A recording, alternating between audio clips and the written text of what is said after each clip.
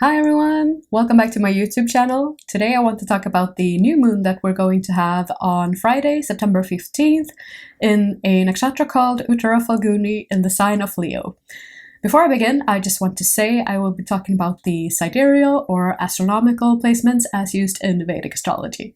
If you're new to this channel, hi! I'm RoseAnna. I'm a Vedic astrologer talking about planetary transits and new and full moon updates. So if you're interested in that, you can subscribe below. So this new moon will be in a nakshatra called Uttara Phalguni, which is the second half to the Phalguni nakshatras, which are Purva Phalguni and then Uttara Phalguni. That spans from Leo and then with Uttara Phalguni into the sign of Virgo.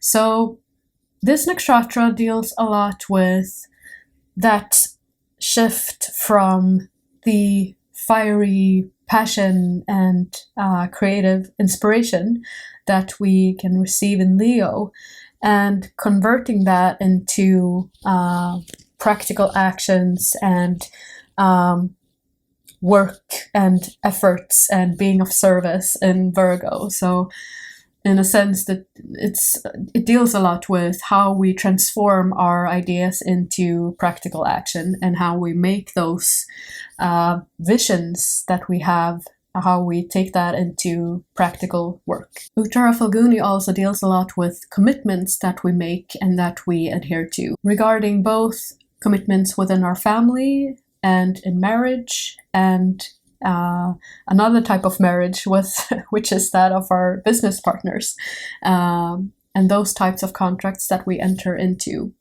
And this is seen a lot also by the deity that is linked to this nakshatra, which is Aryaman, or the god of kindness and the god of patronage. And Aryaman also deals a lot with acting in an honorable manner and acting honoring our duties, our commitments, and how we maintain business-like or like friendly relationships with other people. So how we manage our commitments and our relationships, our priorities. So there's an influence of this kind of dutiful, almost a little bit serious energy to this new moon because of this influence. Anything that we initiate under this new moon has that energy of long-term commitments and honorable action. So that's something to keep in mind as well with this new moon. Of course, it is always a time to be careful with new commitments when we have or have had so many planets in their retrograde cycle. Of course, this more about this later because there's some interesting aspects on this new moon. But this is also seen in a way by the planetary ruler. And I think it's interesting in Uttara Phalguni because the planetary ruler is the sun, and because we are in the part of Uttara Phalguni that falls within the sign of Leo, Sun is the ruler in both aspects. So both as a sign ruler and as a ruler for this nakshatra. So there's a strong influence of the Sun here, and the Sun can can also be a kind of harsh influence because the Sun is very strict. There's a sharp, no-nonsense kind of energy to the Sun. Doesn't shed any means necessary in simply illuminating the truth and what is really there. So.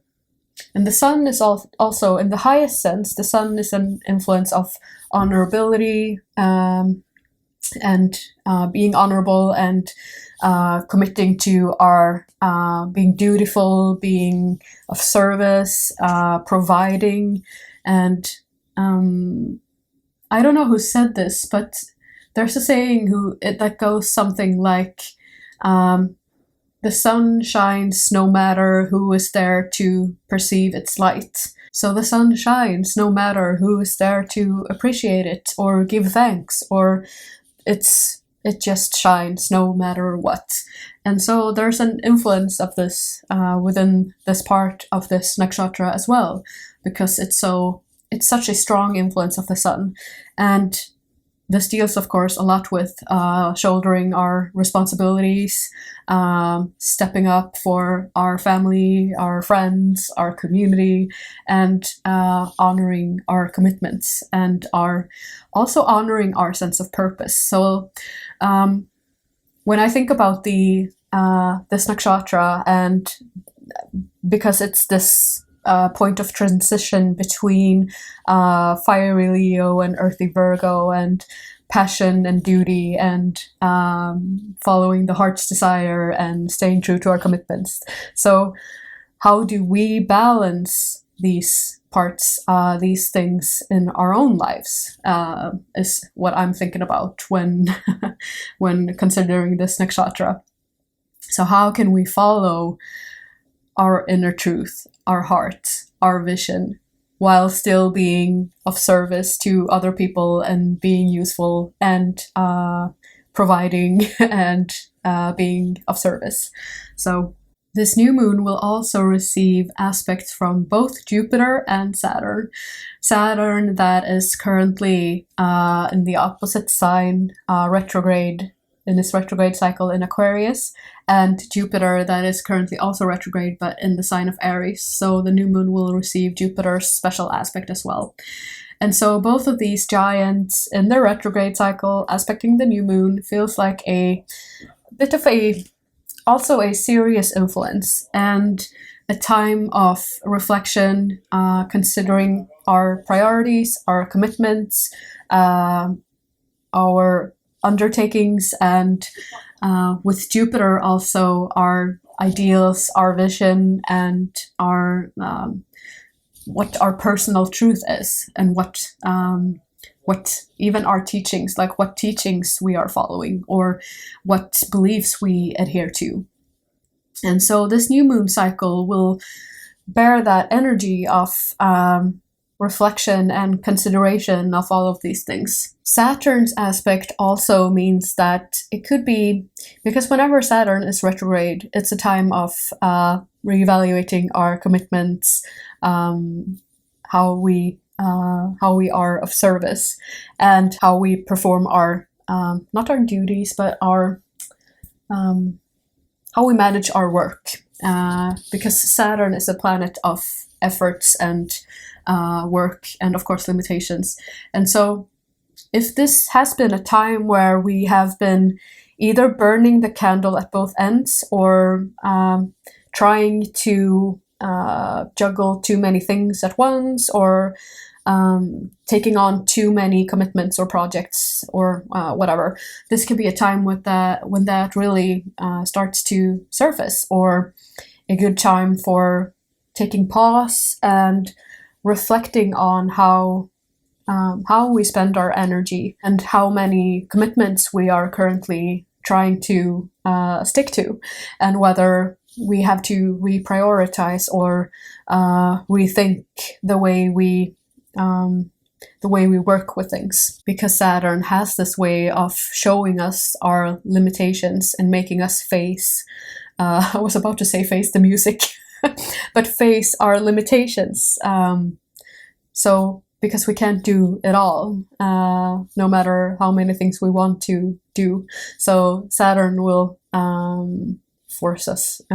Saturn calls us to reflect on these things, and to let go of things that we no longer feel our heart is in, or that we simply just cannot maintain too much at once. I also find it interesting that the new moon will take place on the very same day that Mercury stations direct. And so when planets are in their retrograde cycles, they are a stronger influence than usual, because they are closer to the Earth. And this is especially potent at those times when planets are stationing, when they are moving even slower than normal, as the way we see it. So Mercury has been retrograde in Leo now for 3 weeks, just about. And this This retrograde cycle has been dealing a lot with our individual ideas, how we follow our inner fire, how we follow our passion, what we think about ourselves, managing our inner self-talk, or becoming aware of that inner critic, that inner narrator, and even how we think about ourselves and the way we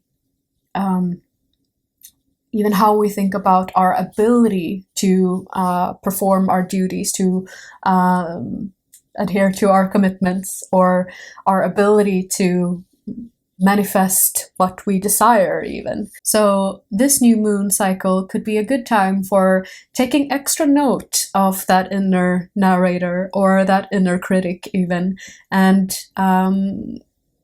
calling it out when it happens. Oftentimes these things just go on autopilot. We're not even conscious about the way we think about ourselves, or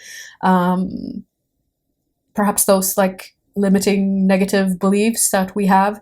But this is a good time for bringing it into light and bringing it into our awareness. And if you're like me and like to write, take some time to write things down. Not just that, but even like what is your desired vision? What do you wish to manifest? What are your goals? Where do you see yourself in the future? Write all of these things down so that you can get more clarity on all of these things. As usual, I wrote some questions for reflection, which I will share now as well. What is my vision for my future? What are my short-term goals? Where would I wish to see myself in the long run? Try to be as specific as possible. Do I spend my energy wisely? Am I feeding my energy to the right things? Am I properly motivated in taking my ideas to the next level? Do my commitments provide me with a sense of purpose and usefulness, or is there changes I wish to make?